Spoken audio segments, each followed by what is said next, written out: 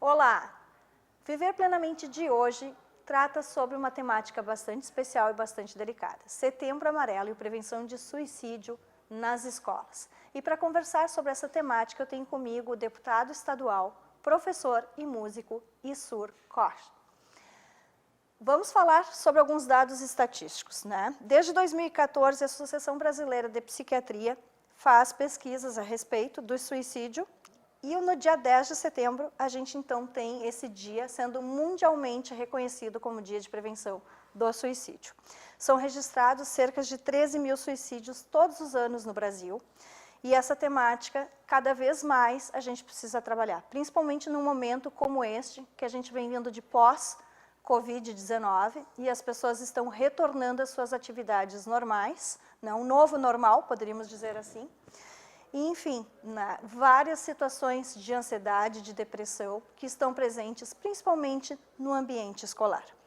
Com o objetivo de prevenir e reduzir estes números, a gente tem uma campanha lançada pelo deputado Issur, que trouxe e vai falar, então, hoje só um pouquinho sobre esse material. Issur Koch, seja bem-vindo ao Viver Plenamente. Aqui, né, falando hoje então sobre essa temática de prevenção ao suicídio nas escolas. Eu gostaria que você contasse para nós como é que foi o início desse projeto, qual foi o objetivo, né, e como é que foi trabalhar essas cartilhas e criar esse material. Muito bem. Olá, Aline. Olá, nossos telespectadores. É um prazer estar aqui contigo, especialmente tratando de um tema tão importante. E o fato de estarmos aqui discutindo, tratando sobre isso, já vem muito ao encontro do que a gente propôs na nossa cartilha, que é falar sobre isso.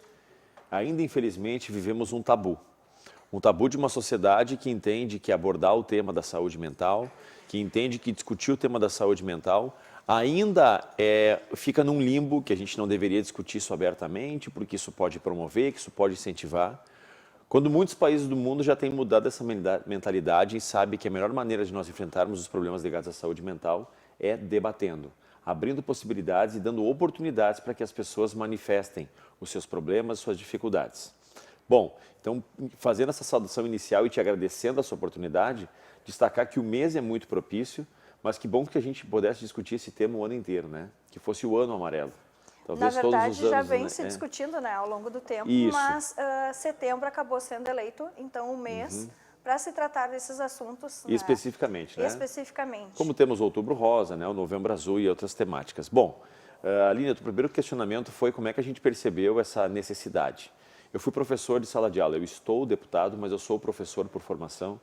E no meu quase uma década de sala de aula, eu vivi muito a experiência negativa, infelizmente, de tentar abordar, eu era professor de séries iniciais, de tentar abordar uma relação com a família de um estudante que vem demonstrando um quadro de violência extrema, de que ele vem desencadeando, na verdade, uma violência que ele sofre em algum lugar e ele replica isso na escola, ou quadros de estudantes que não têm interesse, demonstravam muito desinteresse e muito desânimo em sala de aula, e era muito comum que quando eu chamasse as famílias para conversar sobre isso enquanto professor, no primeiro contato que eu tinha, a primeira questão era: ah, mas o meu filho não é louco, minha filha não é louco, ainda existe meu filho não é doente. Preconceito. Isso, o pré-conceito, exatamente isso, né? Se a gente tivesse que conceituar, que diagnosticar, que buscar a situação do estudante, a família já faz um pré-conceito. E aí se soma isso a uma sociedade que desconhece que o sistema de saúde, ele tem as portas abertas para atender a questão da saúde mental. E por fim, vou te trazer então, o tabu que eu encontrei nas famílias quando tinha que abordar esse tema, o desconhecimento das pessoas de que o sistema de saúde que atende a perna quebrada, o joelho machucado, atende também a saúde mental, e por fim essa falta, né, de percepção direta que a saúde mental ela não é um problema óbvio, não é uma doença óbvia, como é, por exemplo, uma doença na coluna, uma doença ortopédica, um câncer, um cisto, uma hérnia, que ele é visível. A saúde mental, se o próprio paciente, se o próprio cidadão não fizer digamos assim, essa abordagem, ele não abrir o jogo, não procurar alguém e não se autodeclarar com essa dificuldade, a gente não percebe. E finaliza naquela questão que a gente muitas vezes é comum, quando descobre de suicídio alguém, o comentário sempre é, tu vê, não parecia, ele parecia estar tão bem, ele passeou com os filhos no final de semana, ele estava com a família na praia no final de semana, tu vê, ele ou ela cometeu o suicídio na segunda-feira. Nunca é uma coisa, são raros os casos que diz, ó, ele vinha avisando, ele vinha demonstrando. Então, por fim, essa soma de fatores fez com que a gente chegasse nessa cartilha. Nessa cartilha aqui. Não, e não é só uma cartilha, são duas cartilhas, né? Duas edições. Uma é Precisamos Falar Sobre Isso, que é essa primeira aqui, e a segunda é Precisamos Continuar Falando Sobre Isso, porque a gente não está abordando aqui também só a questão dos alunos atendidos. Não, mas a gente está falando também da saúde mental do professor na sala de aula. Do professor, da família, de todo o entorno. Como é que vem sendo trabalhado? Porque uma coisa é a gente identificar os sintomas, e normalmente a pessoa que vai para uma depressão maior, ou para uma ansiedade maior, ou para uma impulsividade maior, pode estar ligada a outras comorbidades, como o uso de drogas ou outras doenças aí de saúde mental, mas a gente também tem a questão do cuidar do cuidador, né? E eu vi que tu te preocupou com isso também, que tu tem esse olhar do cuidado com o professor, né? Como é que tu identificou isso? Também fazia parte da tua prática como professor? Exato. Eu vivi tanto a experiência de buscar dados, buscar informações, como tu muito bem embasaste aqui no início. Eu era da esfera municipal, mas muito em sala de aula percebia o desânimo de colegas. Desde aqueles que comumente entravam com atestado médico, com problemas mentais ligados diretamente à saúde mental, ou a estafa, o cansaço, o estresse, né? O excesso de atividade, bem como percebi já na rede estadual, enquanto deputado, o imenso quadro de professores na mesma situação, que nós temos afastados do serviço pelos problemas ligados à saúde mental. E, por fim, uma questão que também é muito gritante, é que no Rio Grande do Sul, infelizmente, nós temos a classe docente com faixa etária mais avançada do Brasil. Resumindo, nós temos a classe de professores com maior idade em todo o quadro no Brasil, dos 27 estados e federação. Fala de faixa etária, de faixa idade etária mesmo. Idade e essas pessoas avançada. Normalmente não foram tão bem preparadas, para trabalhar com educação inclusiva, que é uma coisa bastante recente, e trabalhar também com a questão de saúde mental. Eu acho que muitas vezes falta esse olhar, né? Falta esse olhar, falta essa percepção e principalmente, né, Aline, essa possibilidade de que a pessoa aborde esse tema. A gente teve aqui na rede estadual do Rio Grande do Sul, por exemplo, um grande adoecimento de estudantes e professores no período de pandemia. Quando, na verdade, estavam afastados, mas foi a quebra da rotina, os novos desafios do professor, porque se tu já tem um grande desafio enquanto professor, e eu sei que tu és filha de professora, irmã de professora, se tu tem um desafio de ter 35, 40 estudantes em sala de aula e tu conseguir controlar esse grupo, conseguir transmitir informação para esse grupo, e isso de forma virtual é praticamente impossível. O desafio é muito grande. Olha, a gente faz uma reunião de adultos, 4, 5, 6 adultos muitas vezes, e é uma imensa dificuldade de conseguir manter a concentração desses adultos durante 1 hora ou 45 minutos. Imagina conseguir manter o poder de concentração de 35 estudantes por 4 horas. Com crianças e adolescentes, né? Criança e adolescente geralmente é mais agitado ainda. Mais agitado. Então, ou seja, a gente confeccionou a primeira cartilha, precisamos falar sobre isso, ela é de 2019, quando nem imaginávamos uma pandemia. Essa cartilha surge baseado na experiência que eu tinha, nos dados e informações que nós tínhamos quanto à rede estadual. E a rede municipal também, é claro. Mas, em 2020, a gente vê a pandemia, que traz um agravamento. Então, o estudante, por exemplo, que tem na escola a única referência positiva de uma alimentação saudável, de alguém que ampara os anseios dele, das dificuldades. Eu trabalhei sempre, por sorte, eu digo isso, trabalhei por sorte ali em comunidades carentes. E nessas comunidades, quanto mais carente a comunidade, mais a escola é referência de possibilidades para eles. Tu enxerga também a escola como sendo o primeiro local onde a criança leva o sintoma da família? Com certeza. É o primeiro local onde ele reflete o que ele tem em casa. E hoje, na tua opinião, agora na tua opinião pessoal, tu vê que os professores estão preparados, tu percebe eles como preparados para identificar esse tipo de sintoma e Eu buscar percebo ajuda? como os professores preparados, mas não amparados. Os professores estão, e isso não há faculdade que ensine, tu percebe no dia a dia, quando a gente tem, e isso acontece também com o profissional no ambiente de trabalho, na família, quando tu convive muito com as pessoas, principalmente com criança, a gente consegue perceber a oscilação de comportamento. quem tinha um comportamento assim e está assado, quem tinha uma postura X e está Y. A gente consegue fazer essa leitura. O problema é que muitas vezes o professor encontra essa possibilidade, percebe essa necessidade, mas não tem amparo estrutural. Quando precisa, muitas vezes, levar a situação para esse estudante para um atendimento especializado, para um atendimento psicológico, e aí não encontra o amparo necessário, a conexão entre a rede pública de educação e a rede pública de saúde.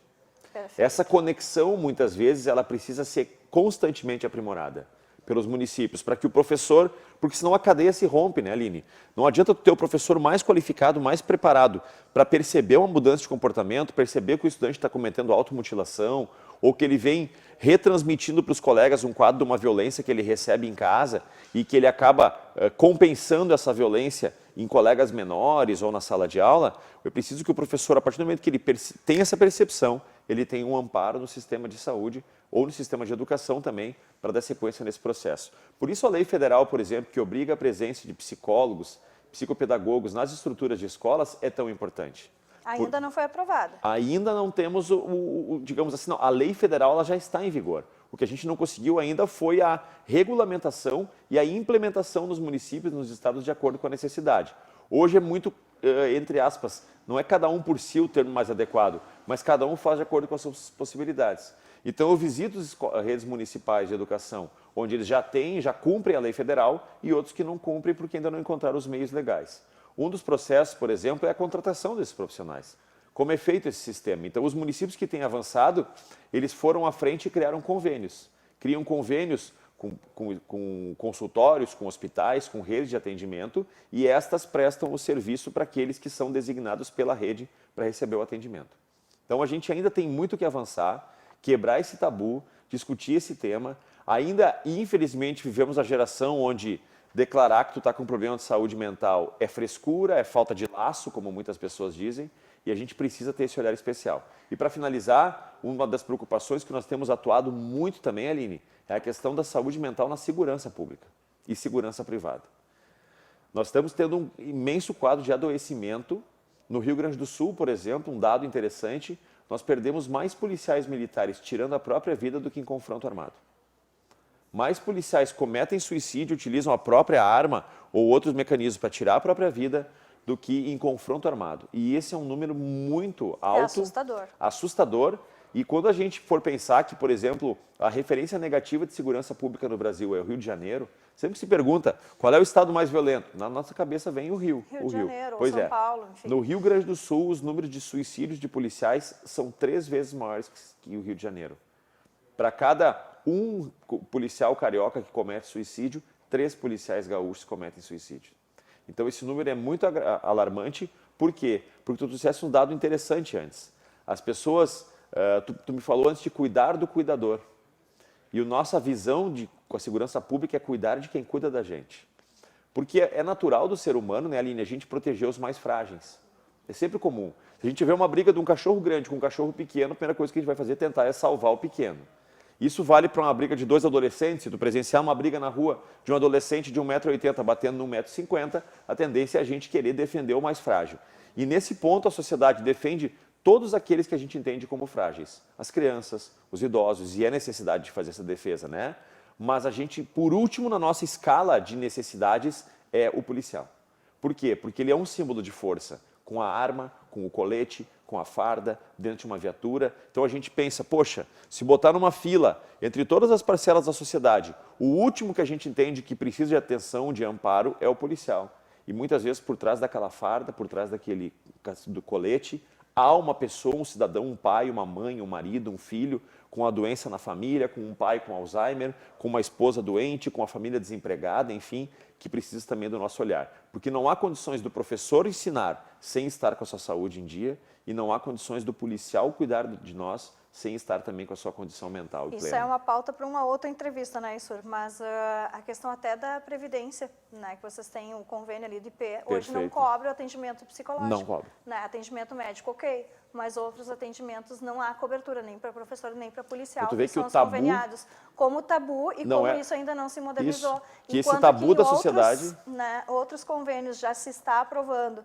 quantidade ilimitada de atendimento psicológico por planos de saúde, o Estado ainda não dá isso em nenhum momento. Quando deveria ser o pioneiro, o Estado, para dar exemplo, né? Infelizmente, a gente continua, e esse tabu de discutir saúde mental é que leva a isso. Um exemplo muito claro, por que nós temos campanhas de prevenção no trânsito? Porque nós sabemos o número de pessoas que morrem no trânsito. Por que nós temos de prevenção de campanhas de combate à violência contra a mulher? Porque nós sabemos os índices, o número de mulheres agredidas, violentadas, assassinadas.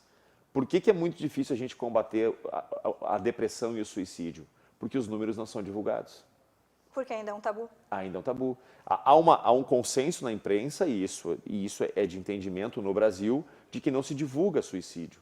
E não se divulga as causas também justamente para não chamar atenção, para não dar exemplo. Mas tudo aquilo que a gente não conhece o tamanho do problema, a gente não sabe o tamanho da solução que a gente tem que buscar. Perfeito. Então, por nós não conhecermos os números do suicídio, que são assustadores os números dos suicídios, eles brigam parelho com os números de assassinatos, né, ou de outras mortes violentas, eles são equiparados. Mas a gente, infelizmente, não consegue enfrentar na proporção necessária porque desconhece, esses números não são divulgados na mídia. Perfeito. Gente, segura aí, não sai daí. Segundo bloco do Viver Plenamente volta em seguida com o deputado e professor Issur Có.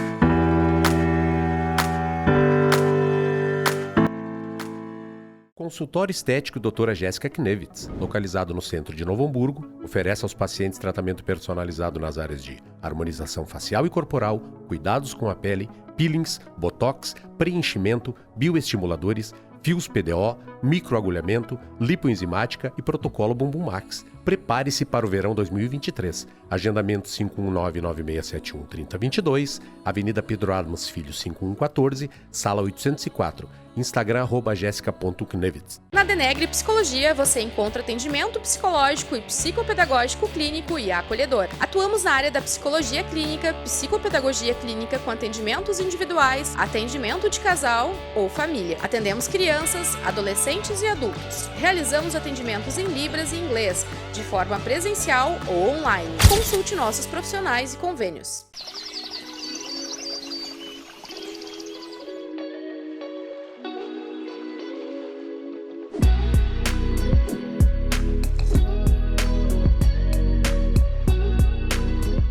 Voltamos com o segundo bloco do Viver Plenamente de hoje, tendo essa conversa sobre o Setembro Amarelo e um tema bastante polêmico e cheio de tabus. Setembro Amarelo e prevenção ao suicídio no Brasil. Deputado Issur e professor também, né? Vamos falar sobre bullying e cyberbullying, né? Nessa época toda que teve a questão do Covid-19, as crianças e os adolescentes tiveram cada vez mais acesso à informação e à rede, né, de sites de informações e de várias, né, informações e diversos, né, assuntos que eles podiam buscar com isso e pesquisar. É um mundo infinito de possibilidades aberto ali para eles. E isso foi estimulado justamente porque não se tinha outra forma de trabalhar, muitas vezes, os conteúdos escolares. Se abriu uma porteira aí para né, infinitas possibilidades de assuntos e informações. De que forma, muitas vezes, as crianças, às vezes, que entraram em depressão, foram sendo trabalhadas com um grupo de professores e foram preparando para que agora esse retorno ocorresse. E a gente viu que houve um agravamento realmente de situações de casos de bullying e de cyberbullying agora. Perfeito. Principalmente por causa das redes sociais, Instagram, Facebook, entre outros. Perfeito. Primeiro, eu queria tomar a liberdade de fazer uma separação nesses estudantes ou nessa juventude. Nós vivemos, infelizmente, uma condição daqueles que têm muitas possibilidades, muitos acessos, e uns com o mínimo de possibilidades necessárias, inclusive muitas vezes não atingindo nem o básico. Onde é que eu quero chegar? é muito comum, e eu, então, que no círculo de pessoas, de relações que a gente tem, de acordo com os nossos vizinhos, amigos, escolas que frequentam, os filhos, clubes que a gente frequenta, a gente cria um grupo, vamos chamar de uma bolha, onde a gente convive. Então é muito comum que as pessoas que têm acesso a celular, a tablet, computador, internet de qualidade, tenham subentendido de que qualquer pessoa, de qualquer cidadão tem acesso a isso também. E nem todos tinham, né? E uma imensa quantidade de pequenos gaúchos e gaúchas não tinham o mínimo de acesso à tecnologia quando a pandemia desencadeou e quando o único caminho para que a gente pudesse se comunicar e passar conteúdo, como foi o caso do ensino, que nós estamos há pouco, acontecia de forma virtual. E aí a gente tem tanto aquelas famílias onde o filho tem o menino de 10 anos tem um iPhone e mais um tablet, mais um computador e mais a internet e o quarto dele, para famílias onde, quando tinha 3, 4 filhos, tinha um único equipamento eletrônico, esse equipamento não tinha acesso à internet, não tinha o sinal de internet, quando tinha o sinal de internet era um único equipamento para 3 ou 4 crianças no mesmo horário e ainda assim na sua casa não tinha um ambiente adequado para que cada um pudesse absorver seu conteúdo. Então, a questão não era só, né, da escola ter possibilidade de ofertar, a escola ter tecnologia e o professor ter capacidade de ofertar o conteúdo. Do outro lado, tu precisava ter um estudante com condições de receber esse conteúdo, eu falo em termos de tecnologia e qualidade técnica, e também de um ambiente adequado. Porque uma coisa, né, Aline, é tu transmitir o conteúdo, outra coisa é o estudante absorver o conteúdo. A gente brinca assim, olha, enquanto professores, né, hoje eu dei aula, tá? Tu deu aula, mas os teus estudantes receberam a aula? E isso na conexão da internet fez muita falta. Não se faz educação sem vínculo. Não existe educação sem vínculo e quanto menor é a faixa etária, mais é necessário a aproximação, a atenção, o olhar do professor para a diferença de cada um. Eu passava uma atividade, quando eu tinha turmas de primeiro e segundo ano, eu passava uma atividade para 25 crianças e diziam, ok, está aqui a atividade, explicava no quadro, podem começar. E eu percebia aquele que baixava a cabeça, começava a escrever e aquele ficava assim, ó, com uma cara de não entendi nada, com vergonha de dizer que não tinha entendido, e o professor faz essa leitura e ele vai lá devagarinho, como quem ninguém percebe, encosta lá e diz, vamos te ajudar, vamos ver o que o professor pode te ajudar. Ou tu faz aquela leitura de fazer atividade em dupla ou em grupo, onde tu pega o que tem mais dificuldade e junta ele com aquele que é mais desenvolvido, e eles vão aprender juntos. Então, enfim, todas as possibilidades o professor ficou impedido, porque tu não consegue fazer isso no computador. Tu não consegue no computador, isso, tu não consegue, tu perde o controle e tu não consegue tratar as diferenças de cada um. Com isso, agora chegando onde eu quero na tua resposta, com isso, a gente teve muitas situações de estudantes que, ou na sala de aula ali, na frente dos colegas, naquela sala virtual de 30 estudantes, ele dizia, professor, estou com dúvida, me ajuda, e o professor tinha que explicar para todos ao mesmo tempo, porque não podia chamar um de cada vez num box separado ou num privado para explicar a matéria. E esse estudante, ou ele demonstrava capacidade de conhecimento que não tinha entendido e sofria bullying dos colegas, mas é uma topeira, é um burro, atrasando nossa aula. Ou ele ficava quieto e não absorvia o conteúdo e chega no final do ano e não aprendeu nada com nada. Então, eu vivi em casa uma situação muito séria. Eu tenho uma filha de 16 anos, um filho de 9 anos, e eu vivi uma situação com a minha filha, onde um grupo de estudantes da escola dela, qualquer coisa que ela postasse, que ela comentasse, que ela divulgasse na rede social, vinha um calhamaço de perfis fakes, xingar, ofender, rir da roupa, rir do cabelo, rir disso, rir daquilo. Ela soube levar muito na boa. Eu vi que ela soube levar isso muito na boa, apesar de ter se abalado, ter se afetado, ela levou isso, conseguiu construir. Mas nós demos muito amparo também enquanto família, a ponto de eu ter que ir conversar enquanto pai com outros pais de estudantes. E quem não tem esse amparo em casa ali? Quem não tem um adulto, quem não tem uma pessoa ali adulto que está observando isso que está acontecendo e essa criança vai se retraindo, se recolhendo ao seu mundo e daqui a pouco os malandrão que estão lá na internet, lá fazendo bullying, fazendo a brincadeira, não estão nem aí, dormem de noite tranquilo e aquela criança vem sofrendo. Então, o bullying e o cyberbullying, eles são assuntos seríssimos e tu veja bem, só para encerrar, em 2010, 2011, eu era assessor do vereador Raul Cássio aqui em Novo Hamburgo. E o Raul foi autor da lei do cyberbullying aqui no município, que percebia e que discutia a possibilidade da gente dar punição. E na época se dizia, que bobagem, que frescura. Naquela época o assunto já era sério e hoje ele é seríssimo. Então, é uma questão muito a ser enfrentada e, por favor, faça um apelo aqui para a sociedade, para pais, para mães, observe os movimentos dos filhos. tanto se os filhos estão sofrendo bullying, quanto se os filhos estão fazendo bullying com os outros. Algumas dicas de comportamento, Issur. Mudança principalmente assim, claro que a adolescência é uma fase muito difícil da gente perceber uma mudança mais pontual, porque ela é cheia de altos e baixos, né? Mas tu começa a perceber que a criança começa a se retrair. Uma das percepções que eu percebia é que não queria mais sair do quarto, não queria mais encontrar ninguém, queria ficar em casa, se pudesse passaria o dia inteiro de pijama, dentro do quarto, recluso. Por quê? Porque aqui é o meu universo, onde eu só vou ver o que eu quero na internet ou na TV, e eu não tenho o risco de ninguém na rua me abordar, me atacar, rir de mim, me fotografar, enfim. Então, uma primeira percepção é perceber a falta de interesse de sair do quarto, de sair de casa, de estar na presença de outras pessoas. E assim, a partir disso, outras questões importantes como, por exemplo, automutilação, autoflagelo e esse afastamento, muitas vezes, do restante da família. Perfeito. Vamos falar também, acho que a gente não pode deixar de lembrar, da questão da educação inclusiva, que vem amplamente sendo trabalhada já há muitos anos, mas mesmo assim ainda vem carregada de muito tabu. Né? Muita situação velada, muitas vezes o professor também não sabendo como lidar com isso em sala de aula. Como é que isso vem sendo trabalhado dentro da questão de prevenção de saúde mental nas escolas? Aline, uma coisa que é importante deixar claro, e é uma briga que eu tenho comprado e não tenho questão nenhuma de afirmar isso, o curso, a formação de professor, ele não prepara para a educação inclusiva. Eu fiz a minha faculdade e a questão do tema da educação inclusiva, ele passou assim praticamente desapercebido. O mesmo acontece em outras esferas, em outras formações também. Então, a gente precisa primeiro, na formação do professor, aprofundar mais o tema da educação inclusiva. A percepção do professor, tu não vai formar nenhum professor psicólogo no curso de pedagogia, mas ele tem que sair dali mais preparado para lidar com esses temas. Pode dar ferramentas para identificar e encaminhar, mas não para que a pessoa possa tratar. Mas ele precisa aprofundar esse tema. E onde é que eu quero chegar agora com isso? Eu fui professor de séries iniciais, como eu disse, trabalhei em turmas com projeto de contraturno, onde eu atuava o curso de música, e nós tínhamos, então, em sala de aula, o professor monitor, que é uma situação, é uma maneira que a gente aborda no Rio Grande do Sul. É um monitor, ele é um professor, geralmente é um estudante em formação, alguém que está fazendo magistério, está fazendo pedagogia e que ocupa esse espaço quase como um estágio. Perfeito. A remuneração é baixíssima. Para teres uma ideia, aqui no Rio Grande do Sul, um monitor de 40 horas recebe um salário mínimo. Esse salário mínimo, ele não é o suficiente para a pessoa buscar qualificação, capacitação, se formar e se especializar naquela área.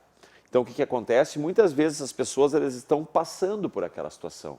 Nós temos muitos abnegados, homens e mulheres dedicados, meninas, meninos, que têm o sonho de estarem ali atuando na educação inclusiva. Mas também uma imensa maioria é uma questão de passagem por ali até que algo possa remunerar de forma mais significativa. Para finalizar, eu tenho feito estágios não, mas eu tenho buscado boas referências em municípios e em estados da federação que trabalham. Recentemente fiz uma visita à Fundação de Educação Especial de Santa Catarina. Visitei os diversos municípios para saber como é que funciona. Visitei a secretária de Educação, o secretário de Educação de Santa Catarina, junto com a adjunta, e estive nessa fundação. E o grande trabalho que essa fundação realiza é ser um órgão responsável de cumprir legislação, capacitar profissionais, formação continuada, seleção de profissionais. E o grande diferencial de Santa Catarina, aqui no Rio Grande do Sul, uma turma que tem um estudante de inclusão, por exemplo, do espectro autista, do síndrome de Down, tem o professor tutor da turma e recebe um monitor para acompanhar esse estudante. Em Santa Catarina são 2 professores na sala de aula. Eles não entendem lá que tem que ter um monitor para auxiliar aquele estudante. Eles entendem que tem que ter um segundo professor para auxiliar a turma nesse processo de inclusão. Perfeito. Não adianta só incluir e colocar um monitor. Tá, trabalho em grupo, como já chegou muitas vezes. Exatamente. Eu que sou da área da educação também, né? Primeira formação. Chegar na sala de aula, estou fazendo educação inclusiva. Chega lá, tá a turma toda trabalhando em grupo, aquele que é inclusão lá no cantinho com o monitor e o resto tudo em grupo. Por quê? Né? Isso é uma das coisas que eu sempre provoco e pergunto muito e questiono muito. E acho que vem bem ao encontro. Eles fazem isso. Resposta. Então, esse professor ele não está na sala de aula para auxiliar aquele estudante pontualmente. Claro que vai ter uma questão de acompanhar no banheiro, na alimentação, mas ele está ali para auxiliar a turma nesse processo de aprendizagem junto com o estudante. Porque eles perceberam, e a fala da secretária da adjunta de Santa Catarina foi justamente isso. Ela disse assim, nós percebemos que para muitos estudantes que poderiam ter a sua autonomia, a sua desenvoltura, o monitor virava uma bengala. Por quê? Porque quando esse estudante poderia, muitas vezes, dialogar com a turma, interagir com a turma, com o professor, tudo ele tinha que intermediar com o Com monitor. o monitor. E aí acabava E aí acabava excluindo muitas também. vezes, exatamente, se tornava uma bengala, então não tinha inclusão. Na verdade, o monitor era o elo da turma com o estudante e ele não era por ele que se incluía, ele tinha sempre um intermediário nesse processo, diferente do que eles têm em Santa Catarina. E outras questões importantes lá, como por exemplo, é feita uma análise. Quando tu tem um estudante de inclusão, eles vão analisar esse laudo pela fundação, vão ver o grau de necessidade, ele fica cerca de 15 dias sendo observado pela Fundação de Educação Especial, onde eles vão observar o grau de dependência ou de auxílio que ele tem necessidade. Inclusive, há estudantes onde eles preferem não colocar o auxiliar. Eles percebem que o nível dele de interação, de autonomia é tão alto que, de repente, dá ainda mais para ele essa liberdade e essa necessidade dele se desenvolver acaba sendo benéfico. E com isso eles não colocam, eles colocam um professor mais qualificado, com uma formação mais adequada para isso, mas eles mantêm aquele estudante fazendo a sua conexão com a turma. Por quê? Porque lá não é ciência exata a inclusão. E ela não é ciência exata. Para cada estudante, tu tem um nível, tu tem um grau de necessidade, para a turma onde ele está contextualizado. Então, por todos esses motivos, eu tenho trazido muitos bons exemplos de Santa Catarina para cá.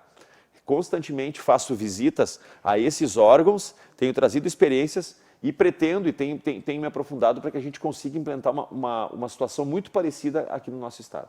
Perfeito. Conversei então com o deputado e professor Issur.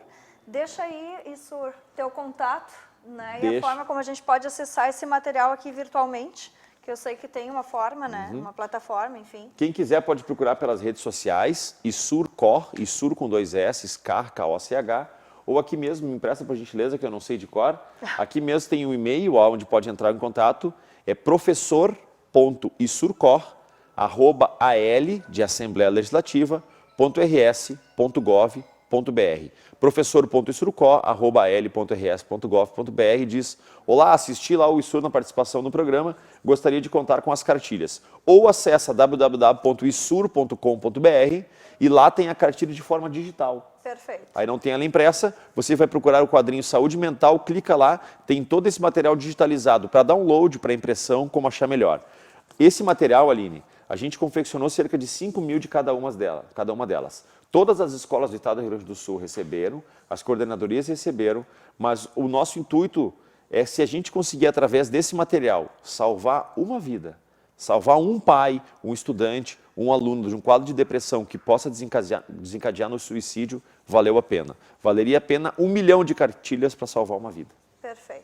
Muito obrigada. Muito obrigado, eu que te agradeço. E parabéns, Aline, por abordares esse tema, por perceber que tratar da saúde mental é a grande pauta do nosso século. Talvez a doença mais grave do nosso século, ela esteja escondida dentro da nossa cabeça, é a saúde mental. Não é uma doença óbvia como qualquer outra que a gente percebe no dia a dia que a pessoa sofre, e a gente precisa muito que quem precisa de ajuda, peça ajuda, procure os meios, procure o CVV, procure socorro, procure o sistema de saúde, porque sim, há solução. O que não pode é ficar tentando resolver isso sozinho e desencadear numa situação bem mais grave. Perfeito. Muito obrigado. Muito obrigada.